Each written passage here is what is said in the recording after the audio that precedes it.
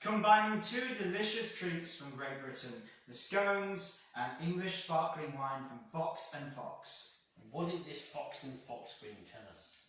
The Expression 2013 won a silver medal in the Winter Warmer category at the Glass of Bubbly Awards 2021.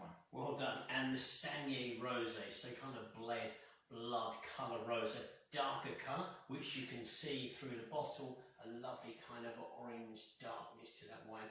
And I'm always concerned, recently you've got a full glass of wine every time we start tasting, and I haven't had any pours, so I'm going to correct that just now. Good. Get the tasting notes. We can do. I really look forward to this one. So 2013, nearly a decade ago for this one here. Winemaker here, Jonica, telling us about the wine. Raspberries, red currants and a whisper of pink grapefruit to combine to make this exhilarating rosé, rich, refreshing and a joy to drink. Doesn't that sound marvellous? Pinot Noir characteristics take centre stage. Chardonnay adds the balance and the zest. And this is 30 months on the lees, so a good, what's that? 30, that's two and a half years away on the lease. 8.5 grams per litre of sugar. And it is actually rather a limited edition, so we've got one of 2,987 bottles. So it's rare as it is, and I'm sure in years to come it will be a highly collectible wine. So we've opened one here today, and the colour is so exciting. That beautiful colour. Definitely is. And they're located in Sussex as well. In Sussex, so down there in southern parts of England, where the terroir is very similar, close to, not quite, but close to that of the Champagne, both the soil type, now more so the weather as well. And I love that the colour in your glass is just glorious. I wish we could share it with you even more from here. It's beautiful. Lovely, thick, kind of tiny pearlish across the top of the wine as well. You know you're really in for the most amazing treat here. So we're going to give it a go on the nose.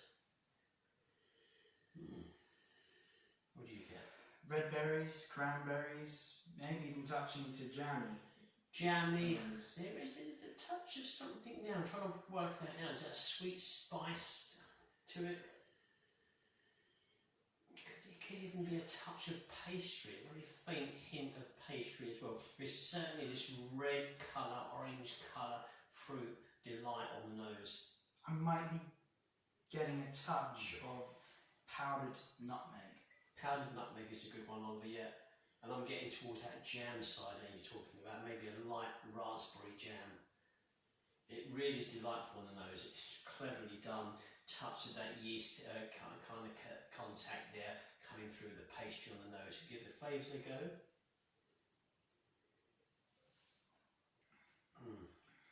So it's good initially. Touch dry, but there's plenty of fruit flavours on there. And that's why I think I picked this one out here, because I know although it's a standard brew, there's a touch higher levels, well, say mid-range level, but for me a little bit higher levels of natural sugars. The fruits in this wine really deliver the freshness, the sweetness in the palate. And here we've got this, but they're silky, they're almost creamy, velvety style deliverance of those red berry fruits in the palate. Indeed. Shall we go on to the pairing?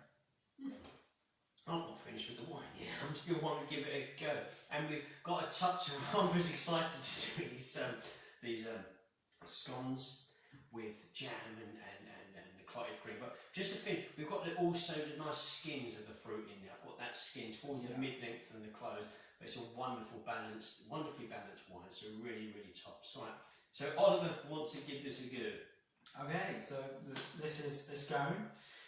It was first mentioned in 1513, and the original scone was flat. It was still round. It was about the size of a medium plate, and then it was cut into triangles and served. Whereas today we have more of a circle. And these are homemade. And again, these are homemade. Obviously, what is this thing about? Because I had scones the other day down in London, and we had an afternoon tea, and it was all about jam first, clotted cream after. And I prefer the clotted cream first and the jam on top. But that's, I believe, is not the right way. Do you know?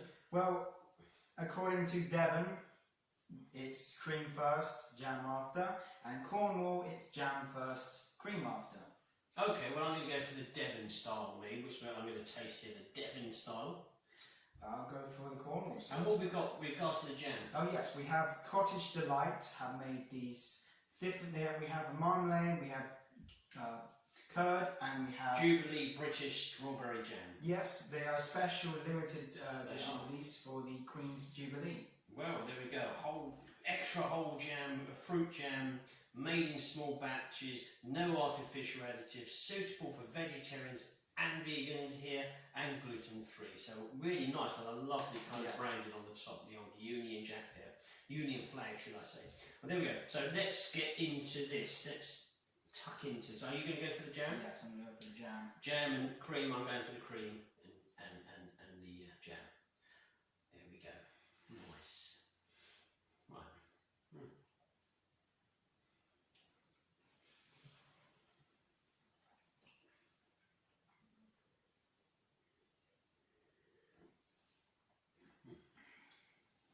Oh. Quite neutralised for me. Very neutralised.